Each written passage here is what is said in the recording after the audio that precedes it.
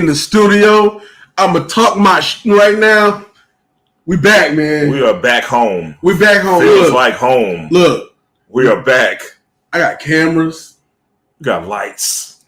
Alcohol. Microphones. Computers. And most importantly, these wonderful people beside me.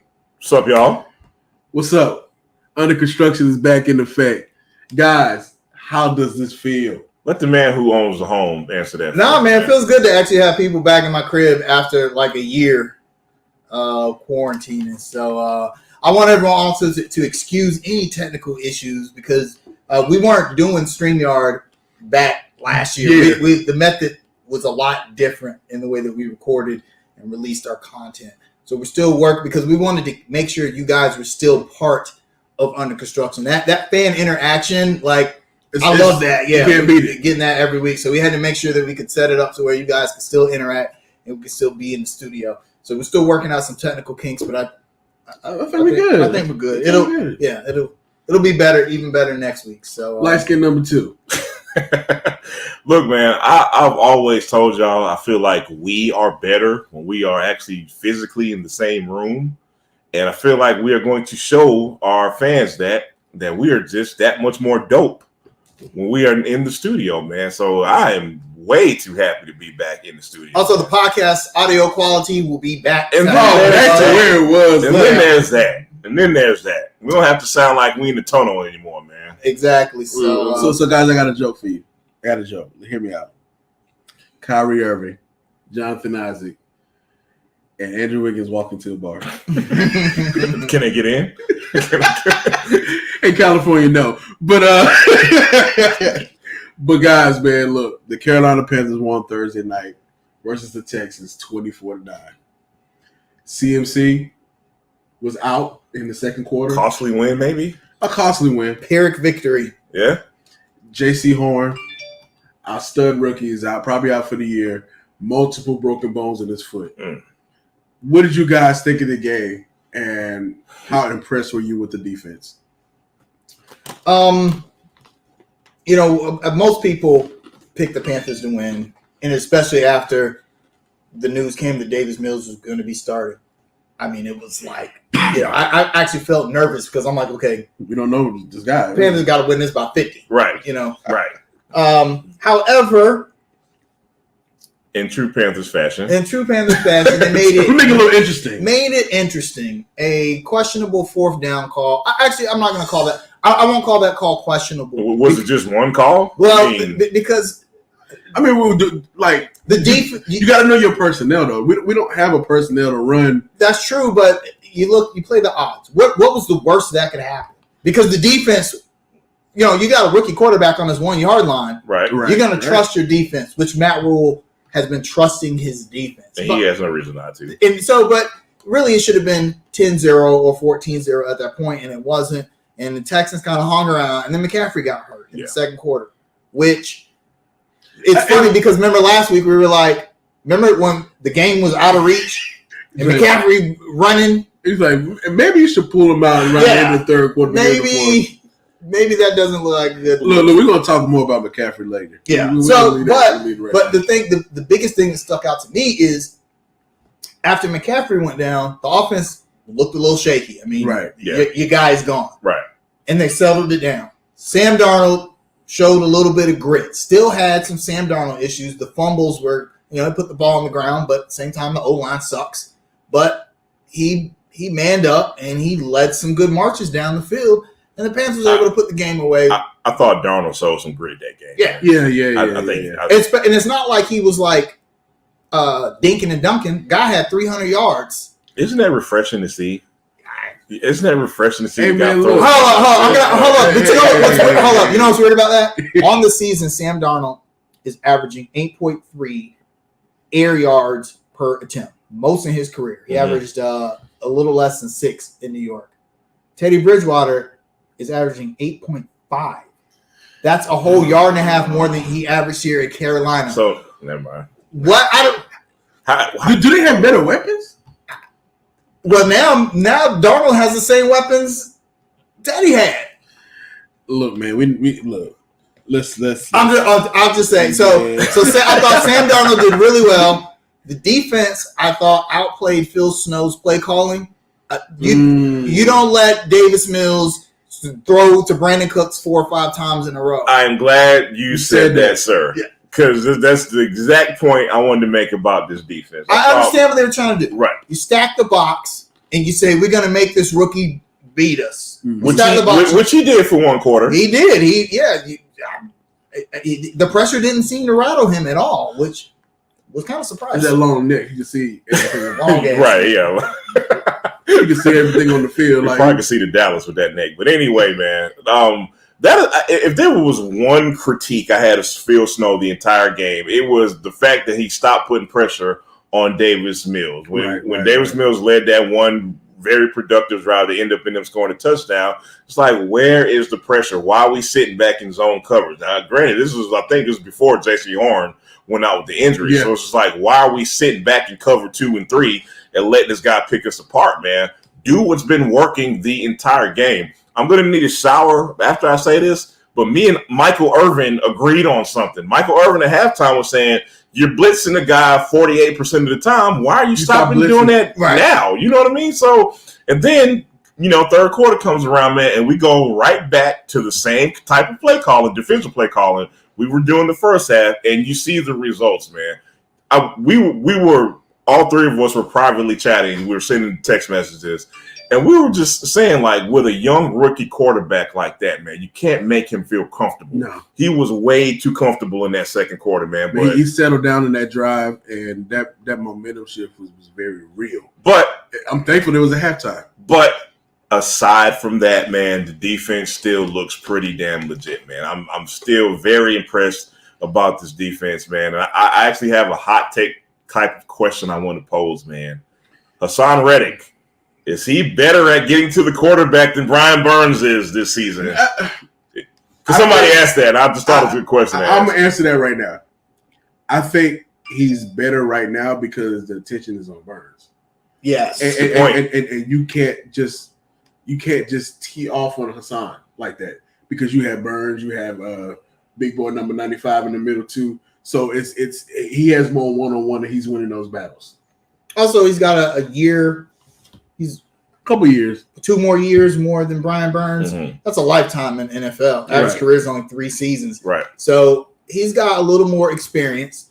And so he knows how to take advantage of the fact that teams have to worry about Burns on the other end Derrick Brown up the middle, who is just pushing dudes out of the way. I mean, that dude is a monster. Like last year it started off very slow, but if you understand football and watch what he does, he's damn good. He's the linchpin. He's the anchor for that defense. Man, he reminds me like a star a little bit. A better version of star. Very understated. Too. He doesn't jump out on the stat sheet, but if he wasn't there, we don't see the effects of Burns and all. Yeah, we don't see 14 sacks in 3 games, which leads the NFL right now. Hey man, but we were scheduled to finish last in this. You know what? Not yet. I'm not gonna blow it. Don't release the smoke just yet, man. It's field. I had to release a little bit. It's just that a defense like that can carry you very far, even with a subpar or average offense. And the Panthers don't have a subpar offense, even with McCaffrey out. I still think it's a good offense, especially if Sam Darnold continues to play well. And speaking of the offense, let's talk about DJ Moore. 8 receptions for 100. Who's covering the guy? That's the obvious question. He had 100 yards in the first half. Well, Lovie Smith, dinosaur. Tampa 2 doesn't work in today's NFL anymore. But he will die on that sword. And I think once the Panthers figured out, they even said this on the broadcast, Sam Darnold had, it might have been Moore Anderson, but had him in the middle of the coverage. Was a little late on the throw. Right. And almost got jumped. Mm-hmm. And so he was hesitant to go back down the middle of the field. But I think once McCaffrey went out, you really don't have a choice. You got the middle of the field wide open. DJ Moore is there. And I was on the Houston Texans SB Nation page.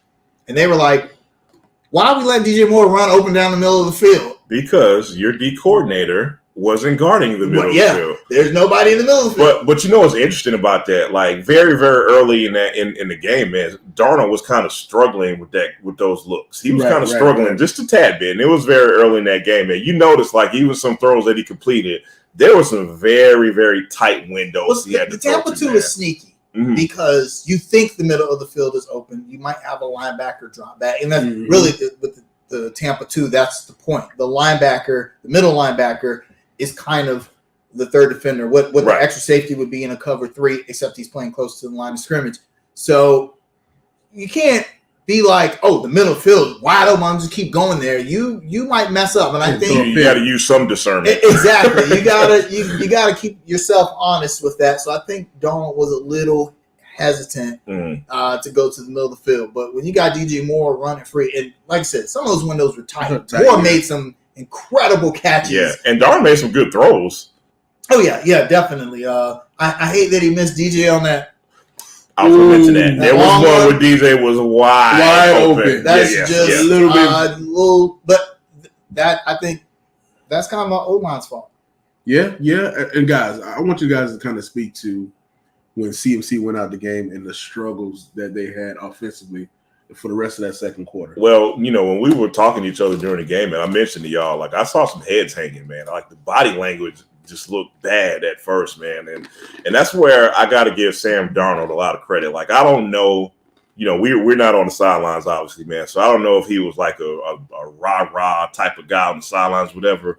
But his leadership kind of showed like the way he played. Like after maybe the first series without McCaffrey, man, like the way he responded to, you know, being pressured. You know, the defense is keying on him now because they don't have to key on McCaffrey, man. So, you know, the Texans were bringing heat.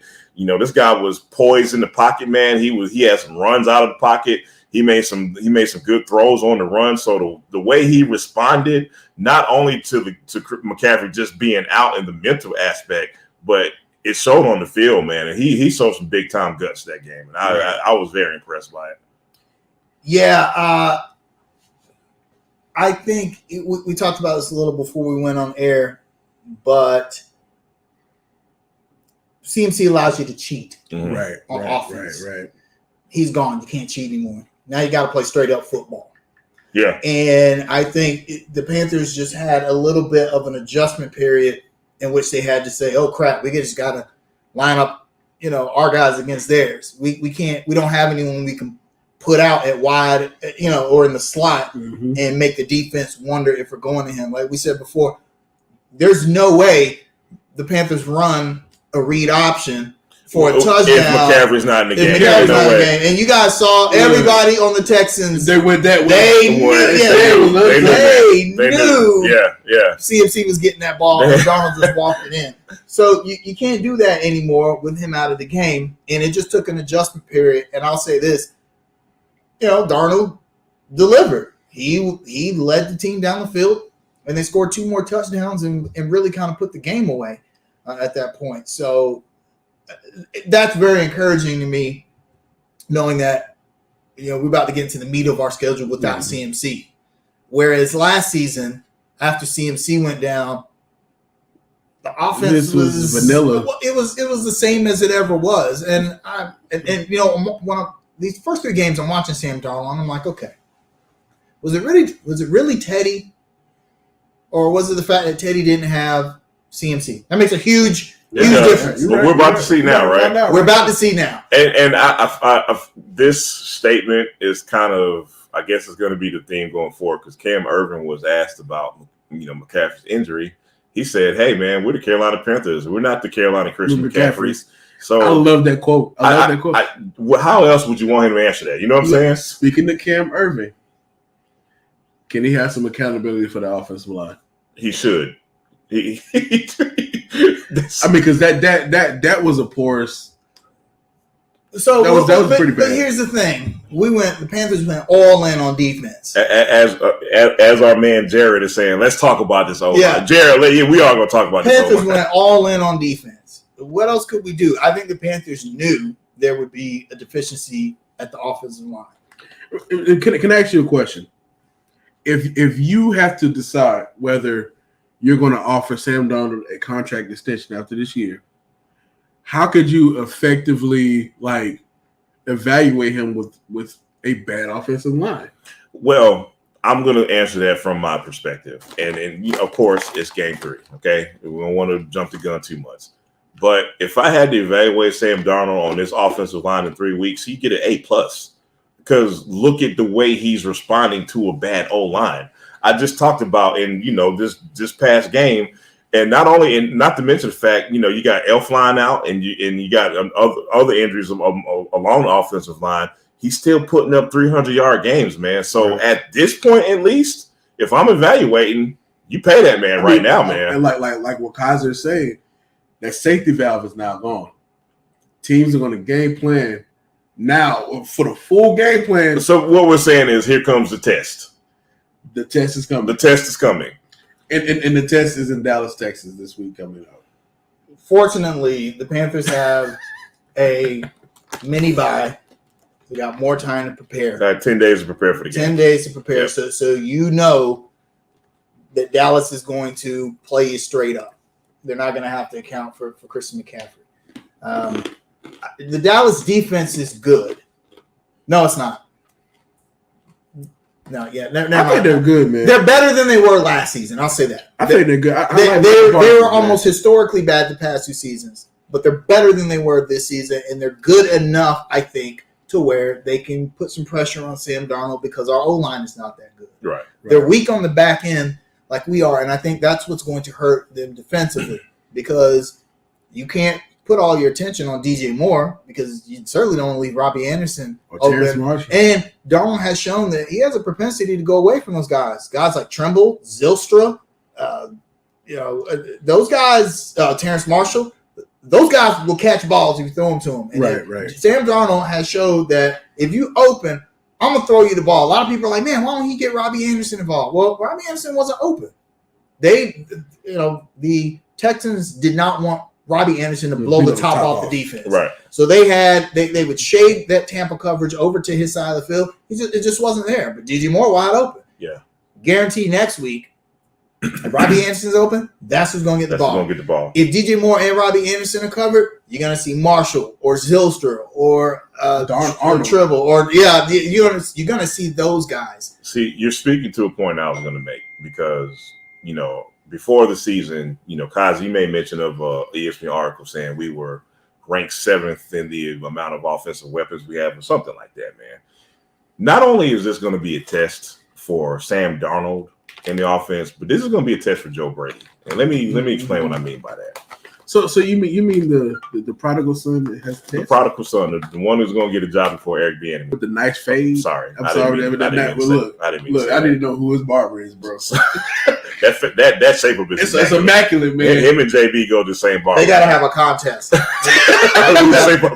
got you this week, Jay. I got you this week, Borrego. But Joe Brady is going to have a test, man. And his test to me is going to be, how do I implement all these weapons I have? I supposedly have. I said last week, I wanted to see Tommy Tremble be more involved in the offense. You saw it. And we saw it this past Thursday. I personally want to see more of that. And not to be Captain Obvious, but with Christian McCaffrey being out, you now have the pressure to use those weapons now because you don't have your safety valve. So who's going to be the quote unquote mini safety valve? It's going to be Dan Arnold. It's going to be Tremble. It's going to be whoever. You know what I mean? You're going to have somebody who's going to have to bail you out sometimes. You know what I mean?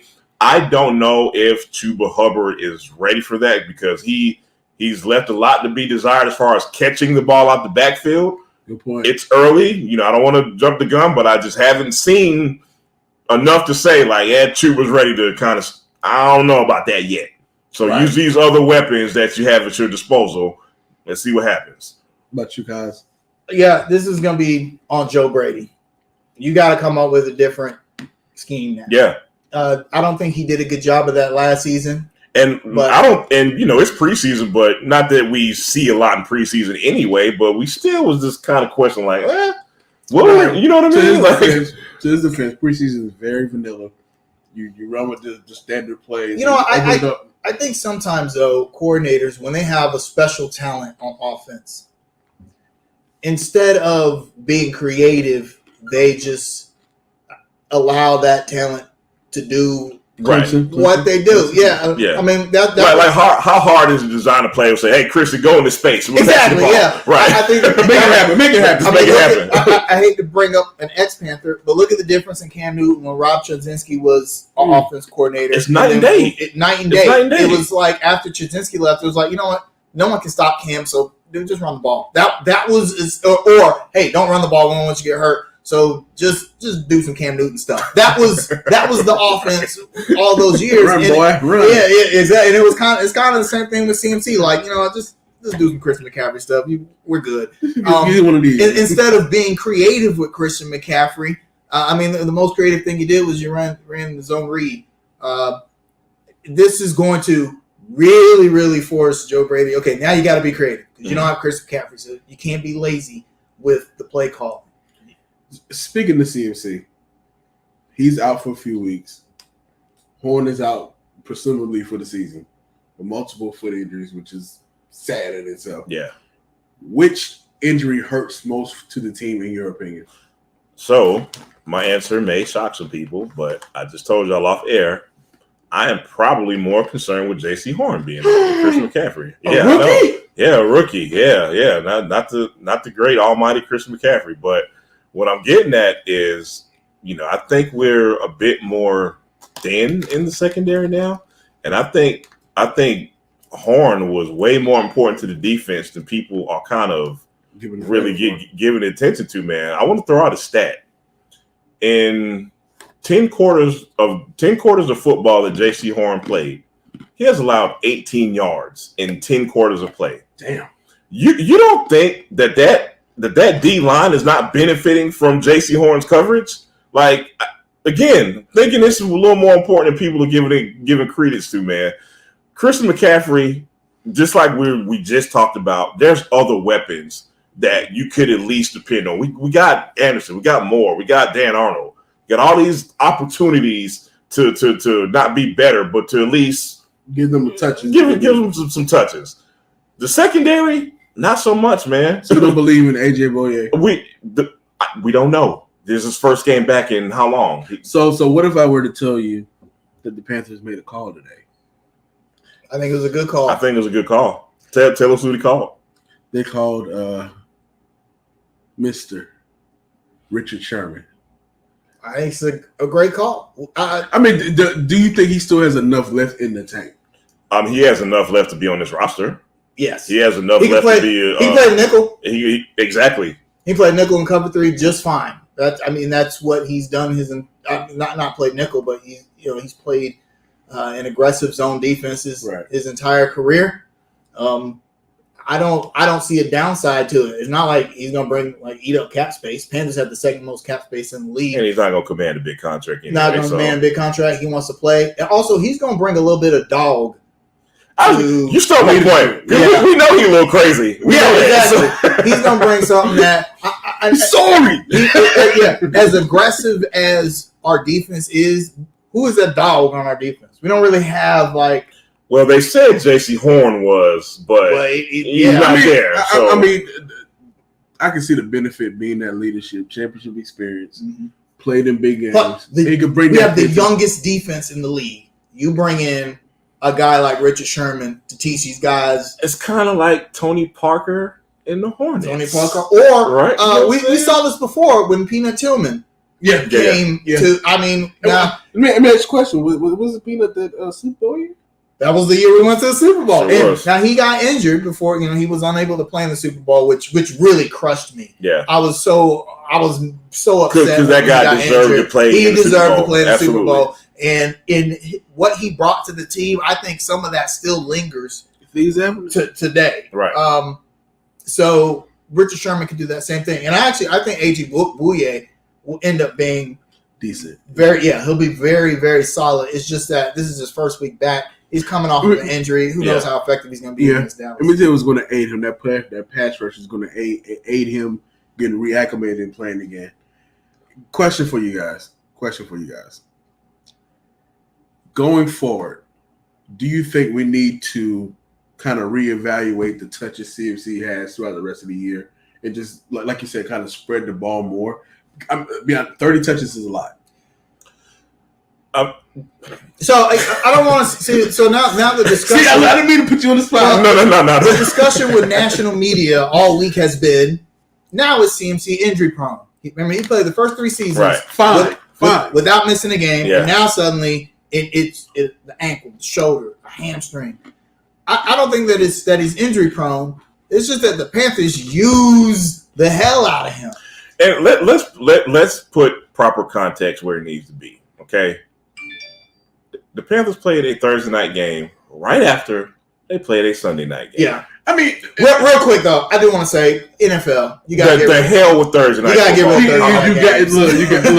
of look. I understand that people's like, well, the season opening game was excellent. Yeah, because they didn't play before. That's the first game. Right? The games are never interesting. Look, man, even if the Panthers would have lost, won, whatever, lose, win, draw, you got to get rid of these games. It's unfair to these players' body. And plus, you add another game to the season. And if you're not going to get rid of it, at least make some type of adjustment. Why don't you not even start Thursday night football until later in the season, and you can have teams who coming off of byes play Thursday night football. At least make some. This is ridiculous, man. Of course, it's easy for us to say that now because our boy's injured, but I'm sure a whole lot of other people feel the same way, man. Yeah. 30 touches a game. That's too much for one player.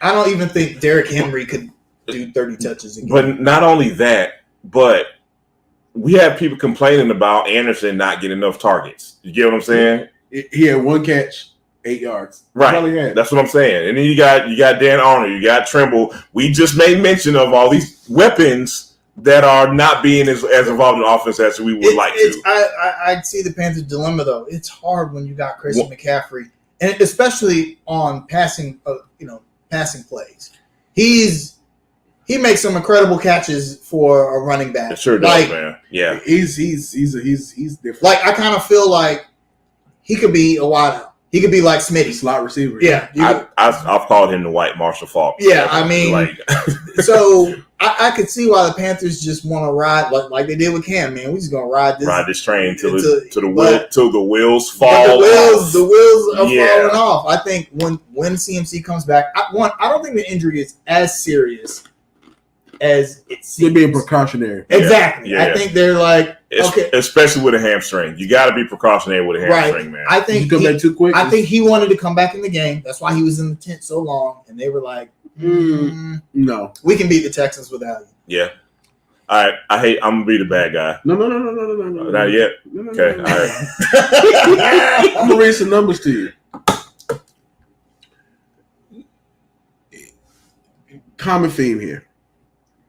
In 2015-2016, C.J. Anderson made $585,000. Don't you and dare. C.J. Anderson played for the Broncos, who did what?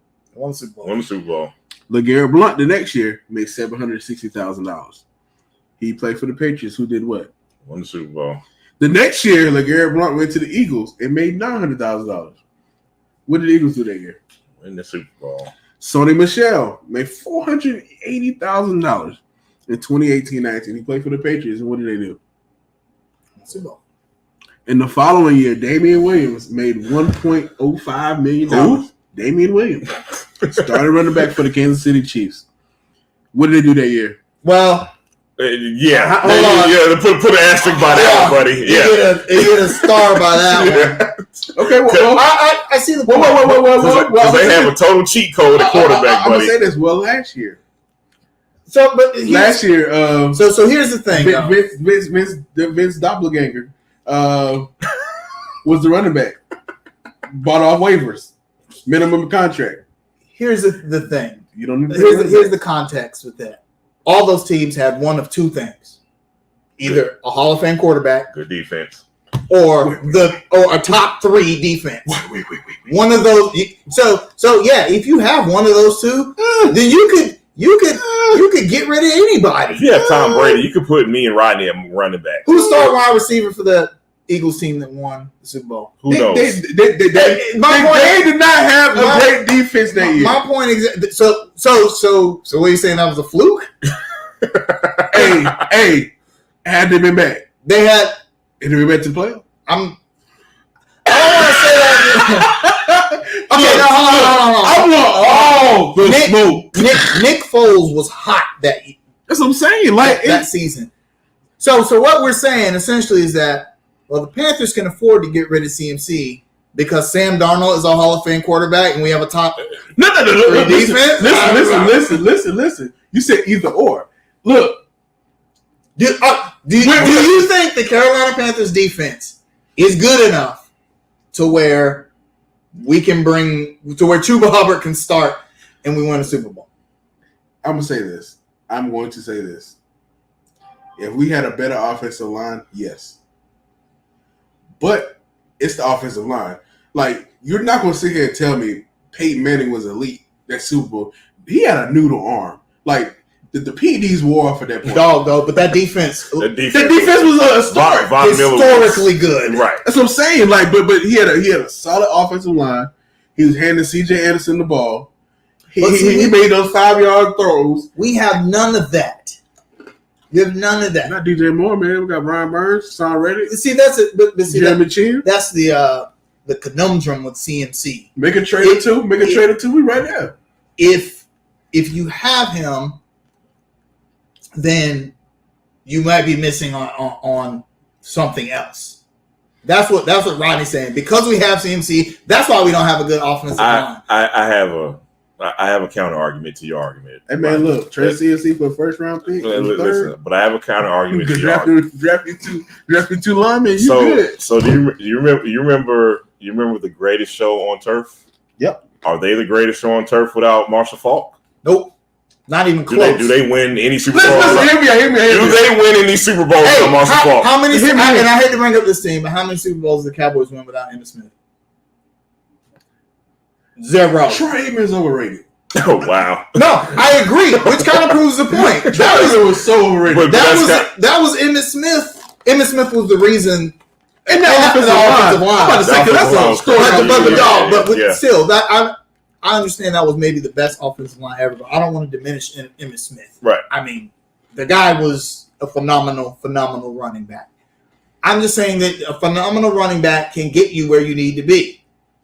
Do the Panthers make the Super Bowl in 2004 without Stephen Davis? Absolutely not. Absolutely not. Absolutely. Stop it. Stop. Deshaun Williams. Deshaun Foster. No. Deshaun Foster. Stop. Look, man. Look.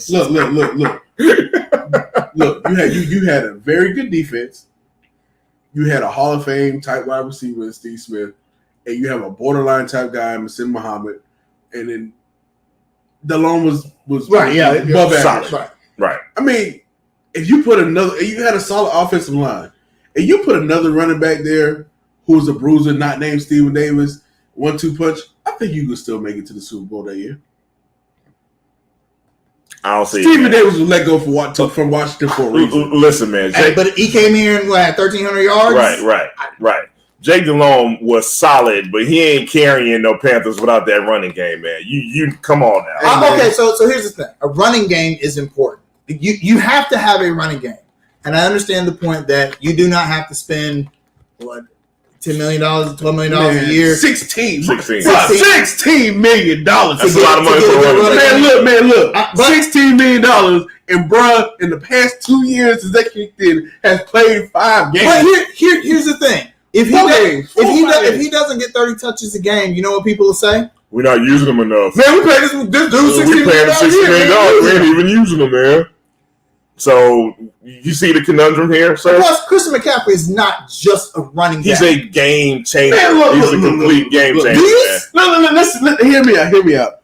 Christian McCaffrey is a way out because you have a poor offensive line. Exactly. No, Listen, hear me out. This is kind of like Clemson last year. I'm a Clemson fan. Of course, he got to bring Clemson. No. I'm gonna be real. Our offense has been trash for like a couple of years now. When you have the elite players bail you out and mask a lot of the issues. No, that's true. Like last year, ETN and Trevor Lawrence won us games single-handedly because they were elite. I 100% hear your point. And I'm looking at CMC. But I have a it's masking a problem because you don't have a good offensive line. And then on top of that, you're not taking the capital every year to put toward the offensive line. When last time we got the first round of the offensive line? So that's my point. Okay. What happened to Jeff Otall? He's in the damn club every week. That's what happened to Jeff Otall. What happened to every other offensive lineman that the Panthers have tried to bring into this unit? What happened to him? Who picked them? Whatever. The point I'm trying to make is, for some reason, this franchise, it's not for lack of effort. Have we not tried to get a better offensive line? We have not tried to pass hold on. Here's the thing about offensive lines in the NFL. It is almost impossible to build a really good one. It really is. Point. Because you have because you have to sacrifice so much in another area. There's no team in football that has a number one defense and a really good offensive line. Right. You got to make the sacrifice because offensive linemen, they command more money because they're such a commodity. Exactly. They're arguably the most important, not an individual position, but as far as a position group, because they take a lot of injuries. You got to have depth there. It's really difficult to build an offensive line, especially when the Panthers said, "Okay, we feel like defense is the way to go." So they went all in on defense. They could have drafted some O linemen the last 2 seasons, but they chose not to. Now we have maybe the best defense in football. So the problem is we sit here drafting people like what's that guy that we cut before the end of his rookie contract? Drafted him in the first round instead of taking a gamble and spending that opportunity on the offensive lineman. So we have not done that. Should we have drafted J.C. Horn or O lineman? We all wanted Penei Sewell. Everybody in Panther Nation wanted him, but if you really wanted him, you would have spent the capital and went up and traded up to get him. Okay, that is my thing. If you really see somebody who you think and that you know his floor is this level, you know he's going to be at least a solid starter, but his ceiling is a generational talent, you go do that. I just think the Panthers feel like a good defensive unit is better than an offensive line with weapons. Let me ask you a question. Look. You say that, and then you tell me we got the most money in the league. So you can spend that capital, get an offensive lineman, and then you could get some solid veterans back there to patch that up until you address that later on drafts. See that's the thing. See. But there's always a sacrifice to be made. There is. The Panthers are probably going to have the number one defense in the season. Would it be worth it to give that up to have a slightly better offensive line with Sam Darnold behind it? And then on another point, with the salary cap with the salary cap implications, you said off camera that bill is going to be due for those young defensive guys that you just got. In the next 2 or 3 years, that bill is going to be nasty. And we're going to have to let go somebody who's really good. It's just I feel like teams that have a good offensive line get them by accident. There's no way Kansas City said, okay. Right. All right. Think of all the weapons they got. Said, okay, we're going to focus on building an offensive line. No, they just happen to have good offensive linemen. They focus their efforts on building weapons around Patrick Mahomes in order to be good. And the tricky part about building an offensive line is sometimes, like with the offensive line, it's not about just compiling these first-round picks and now you got an offensive line. It's not that simple sometimes. Sometimes a good offensive line just plays better together as a unit. You get what I'm saying? Like, you go back to that 2004 season, if you look at the talent on the offensive line, nobody jumps out at you. It's just they play well as a unit. So that's why it's tricky to build an offensive line. Look, y'all might call me a loser for saying this. I'm looking at Christian's status right here. O-linemen are difficult to draft, and the best ones are usually top 5. Guess what? If we lost that Washington game, we'd have been in top 5. But we would have drafted an O-lineman. I don't think we would have drafted an O-lineman. Don't start the tanking stuff, man. Please, man. I don't think we would have drafted an O-lineman anyway. I think we would have. The Panthers would have stayed the ship and drafted a defensive player. No, not over Penei Sewell. I think if Penei Sewell was there, they would have got him. I'm positive because he kind of dropped a little bit. He dropped to what? He did, 7? yeah. He was. But like you said, if the Panthers really wanted him, they could have made a move to draft him.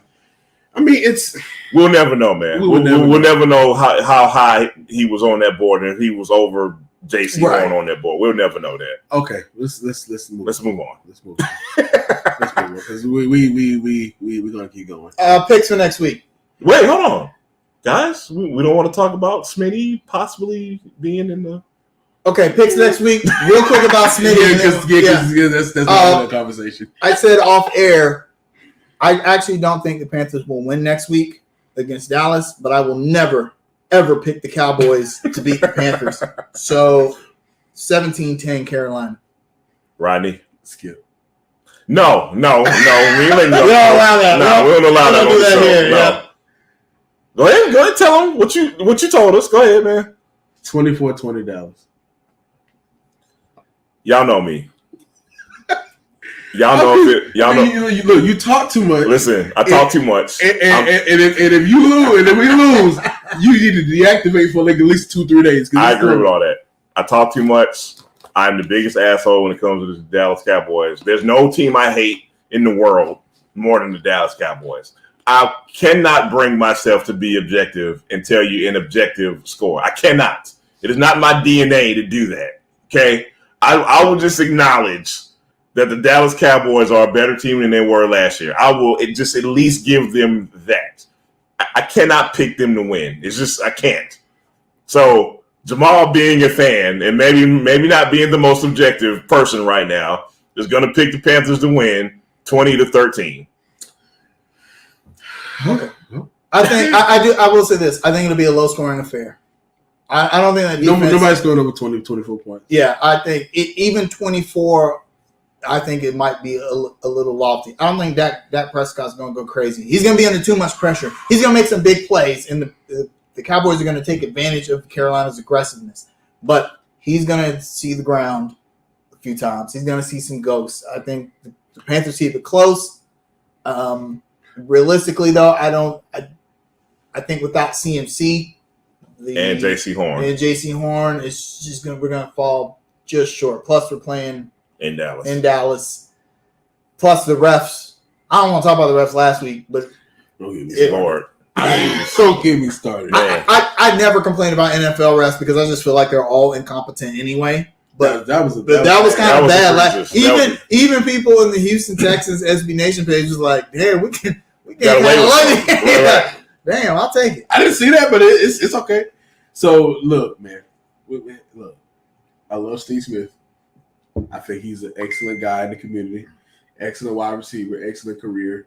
Kind of like him, we as an organization kind of let him down in some ways. Yeah, there's no way in hell that he's a first ballot Hall of Famer. Not first ballot. I'm gonna say this, and I mean this with all due respect. It's gonna be at least 5-10 years before he be a Hall of Famer. That long? Because the backlog at wide receiver. I was going to say, the only reason he's not first ballot is because of the log jam at wide receiver. Sterling Sharp isn't in the Hall of Fame. Look, man, I was looking at some Sterling Sharp stuff, man. Yeah, it's like that guy. How is he not in the Hall of Fame? That's crazy. Like his brother's in the Hall of Fame, right. But before he is, and that is only because the injury. Well, the injury, but I think the fact that wide receiver, is such a bad. A lot of people don't understand. There's like an unwritten rule about how many players can be in the Hall of Fame. It's like 7 to 9. Mm-hmm. Now they could let more people in, but they just for some reason they choose not to. It's like, okay, there's how many people going to let in, and as a result, because every team has so many wide receivers. Maybe this is this is easier for me to say now, man. But I'm just not in love with the NFL's Hall of Fame process, man. There's just too many really good players not in it for my liking, man. I don't want them to be like the NBA and let everybody in. But is it the Hall of Fame or the Hall of Really Good? No, actually, I'll say this about the NFL: the players that make it deserve to. They're good. They deserve to be there. They're the best. I'm looking at the NBA, man. The NBA is basketball Hall of Fame, right? That's what people don't understand a lot. I'm looking at Reggie Miller. I'm like, I would consider Reggie Miller a Hall of Fame. Hall of Fame moments. He's tricky, man, because his numbers are not going to be as good as a lot of people. If you look at it like this, like I'm going to say this. I had this argument before. People will always say that Reggie Miller made like 3 or 4 All-NBA teams. People always say, well, MJ was there. I'm like, yeah, and there's 3 All-NBA teams. So you had MJ, Clyde Drexler, and you know who stole his All-NBA appearances? Mitch freaking Richmond was just as good, if not better, than Reggie Miller. He just was on bad teams. Well, we're old enough to remember Mitch. But here's the thing. It's funny you say that. Mitch Richmond's on bad teams.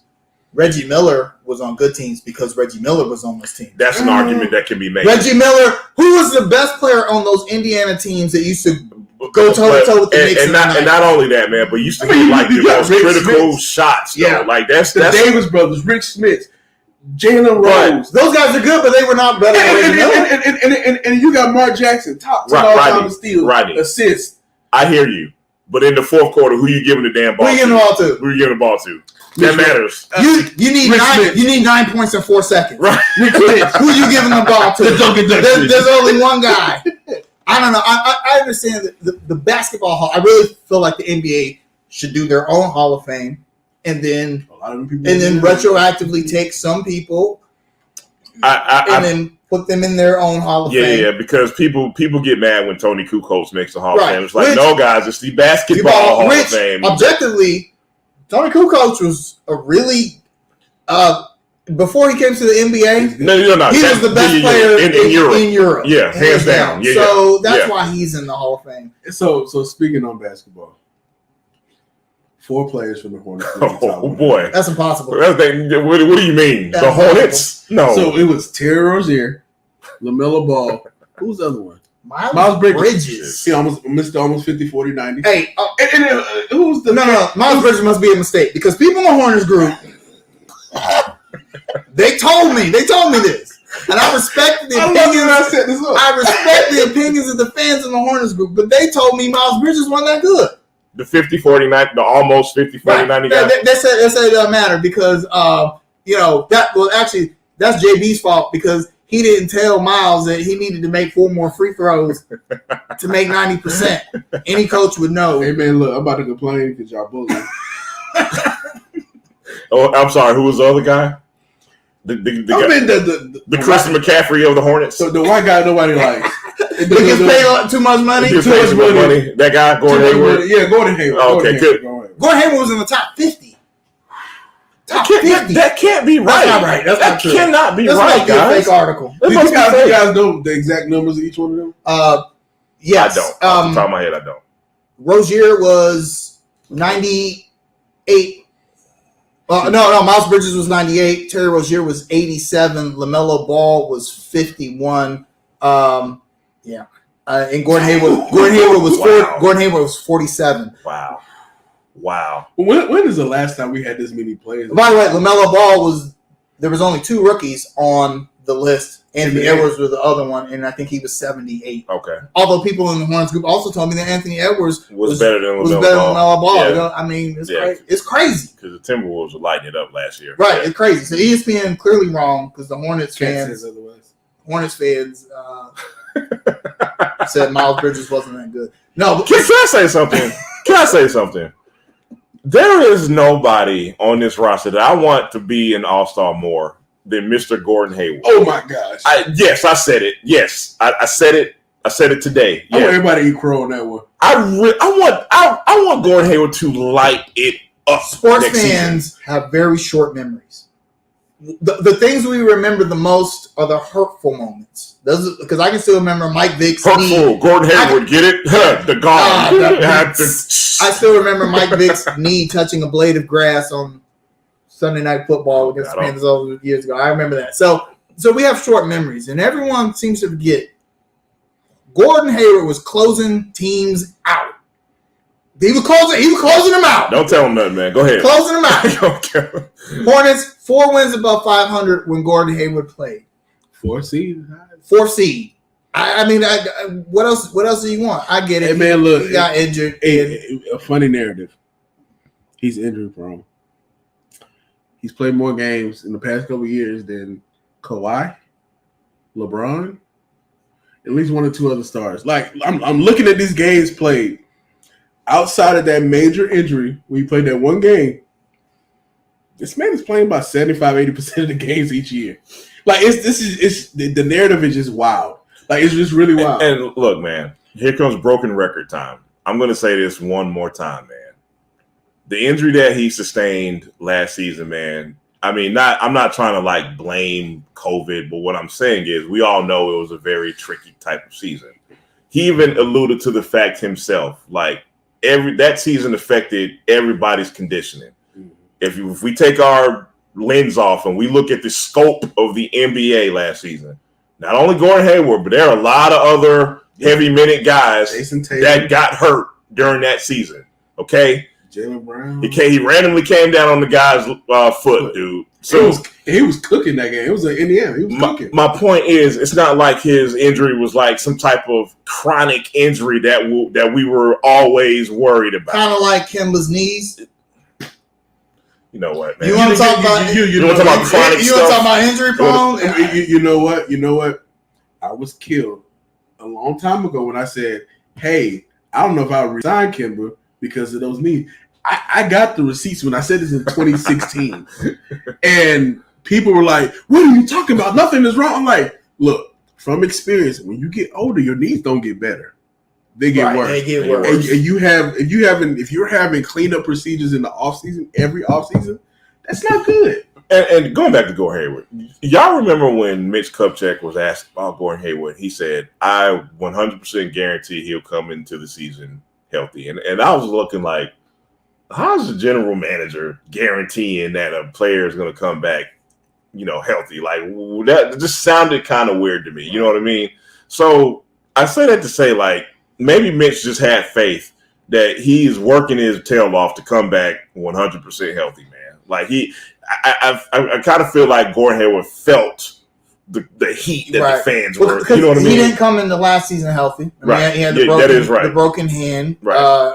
Actually, it was a broken knuckle, pinky or something like that. And I think it affected his shooting throughout the beginning of the season. Despite that, I thought he played really, really well. And landing on someone's ankle, that's going to injure anybody. There's no one in the league that is not going to be affected by landing on someone's ankle. Right. It'd be different if we were talking about like residual effects from his broken leg that he suffered. What, 4 years ago now? Yeah. That might be different if you said, okay, he still hasn't healed from that broken leg because he keeps having leg issues or whatever. But that's not the case with Gordon Hayward. It's like these little nagging little freak things. Freak I'd rather deal with that than, as much as I always love Kemba Walker, but the knees were an issue, and that's part of the reason why Boston, let him go. So this, like you said, it's not a chronic injury or anything we're dealing with Gordon Hayward here. I expect next season to be pretty good. Something special from the Hornets. It's hard for me to look at them down in Miami, that camaraderie. Yeah. Them making terrible rap videos. We gonna talk about that? That could be your shout out. That could be your shout out. Okay, yeah. But when I see that from them, I think, wow, this is a team. Yeah. This is not just a collection of talent. This is a team. Yeah. They want to make sure everybody eats and everyone plays well. Everybody eats, B. I don't think there's any concerns about Terry Rozier getting traded or whoever. They're just going to ball. Right. Let me ask you a question. Tell me LaMelo's ranking again, Rodney. What was it? 51. Okay. Here's my question.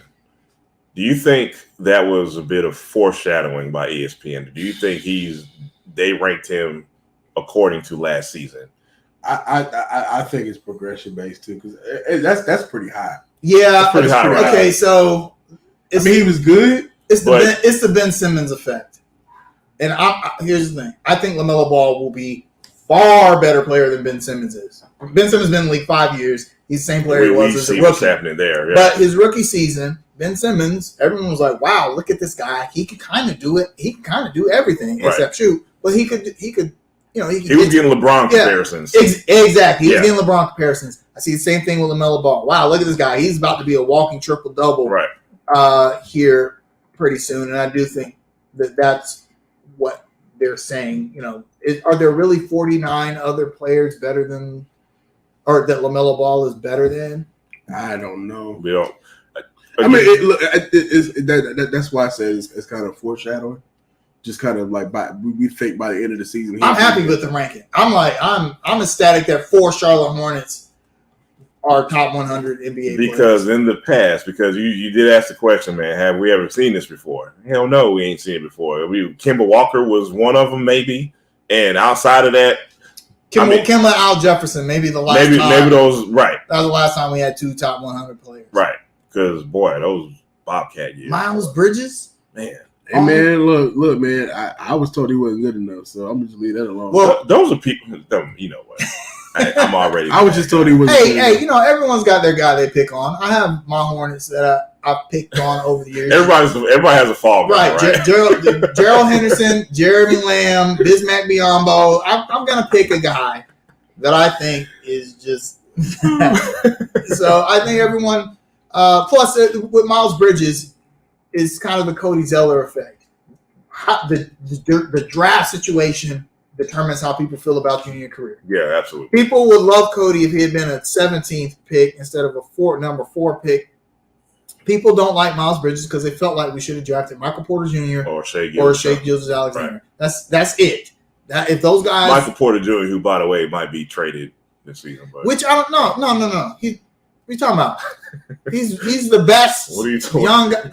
They'd be crazy. Hey, was he in the top 100? Hold on. Let me check real quick. I don't know. He probably was. He probably was. He probably was. Yeah, you know. Was he over Miles Bridges? Hold on, I'm about to look this. If Miles Bridges outranked Michael Porter Jr. in the top 100, oh boy, man, then you're not gonna let them live. You want to talk about an explosion in the Hornets group? All right, guys, look, man. let's talk about our shout outs, man. I'm gonna go first, man. I got a shot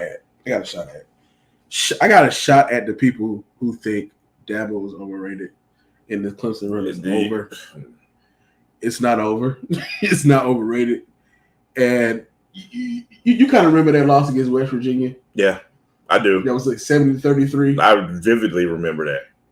And what happened after that? We got Brent Venables and so things will be adjusted. Yeah. Things will be changed. And we know college football goes in cycles.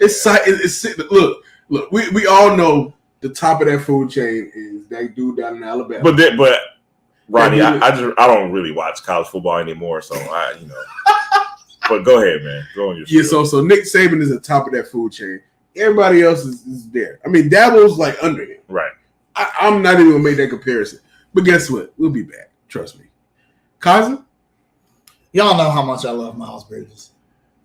Like, literally, he's one of my favorite Hornets. He might be your favorite. He's very, very close to my favorite Hornet. Look at the screen, bro. He reminds me of my youth when I used to watch Larry Johnson.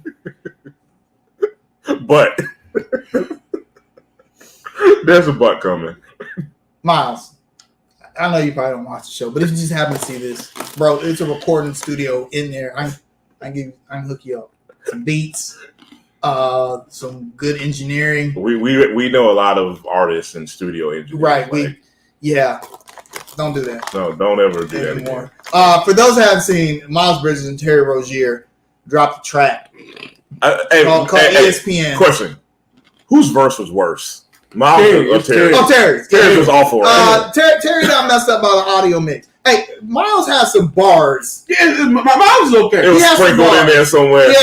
He said, I feel like Dame or James when I step back. I'm disrespectful at a Yankees game with a Mets hat. I was like, okay. That's pretty dope. He's like, Stephen A., I got my sniff with me. I'm like Gilbert Arenas. I'm in the locker room with the blick with me. Okay. Look, if he wasn't a baller with more practice, he would pass. Right. But Terry, don't do that. But first of all, the beat didn't do me justice. I don't know who it's a Detroit Midwest style beat. I do notice a lot of guys from Detroit. Like that's a little weird. So they just have Casio keyboards that they just worst sample ever. I don't man. That's that Midwest stuff. This was worse than when Lance Stevenson and Kemba Walker dropped that. Y'all remember that? Yeah. But this one, he even played a game with the Hornets. He had a track. Kemba wasn't rapping on it. He was just in the video. And we know how that season turned out. So I'm hoping this isn't a bad omen. Why did you bring that up? Can we not? I'm hoping this ain't a bad omen. So let's just call it camaraderie and the kids love it though. The YouTube comments, everyone loves Miles Bridges. And people didn't learn like Terry like that. No. But he said I don't play 2K, but I got 2K. I'm like, whoa, no. Terry Rozier's best bar was her head game is 99, so she's in my phone as JJ Watt. You know, JJ Watt got a 99 rating on that. Okay, I'll feel you, Terry. Maybe.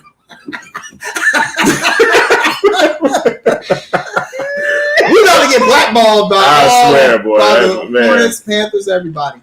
Yeah, little do people know they got two music snobs at the table, man. But anyway, my shout. I have a shout out, man. Somebody came up to me Friday night, right? And it was like, "How's the show going, man?" I was like, "Hey, man, we're steady, man. We're still trying to grow this thing, man." I said, "We're back in the studio Sunday." He said, "Man, y'all like the three best fans in Charlotte, because Charlotte don't have a lot of real fans." Oh. I was like, I'm not gonna respond. I'm not gonna say anything to that. But he basically said, "Man, look, man, I watch y'all because y'all keep it real. There's not a lot of fluff on the show. I enjoy the way y'all attack these issues of Charlotte, man." He basically was saying the same thing us three have been saying about Charlotte and Charlotte sports for the past 10 years. And I really, really appreciated that, man. So shout out to the young man who came with me Friday night, man, and told me that. So my shout out is just to continue shout out to all our fans who support us, man. Shout out to Kaza. Shout out to this crib. Shout out to Rodney. I'm so happy to be back here doing this, man. I cannot state that enough, man. Yeah. So I got one more shout out. It's a good day, man. Shout out to Chris Galloway, who's more excited that Clemson lost than look, if he never sees USC win again, which he probably won't. As long as we lose, he'll be fine. Love you, Chris. Hey, real quick, y'all. Real quick. I'm gonna try this again. Because y'all didn't respond the way I wanted y'all to when I first put this out there. Y'all, give us a call. Leave us a voicemail, please. Ronnie doesn't want y'all to do that, but I do. I don't want to hear Chris. No. Okay, Chris, you can't call. But everybody else, call us, man.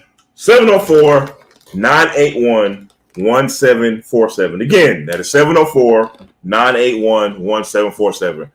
Talk about anything you want, Charlotte sports and coach related. Y'all can talk crap about us. Y'all can compliment us. Whatever you want to, man. Just sound off, man.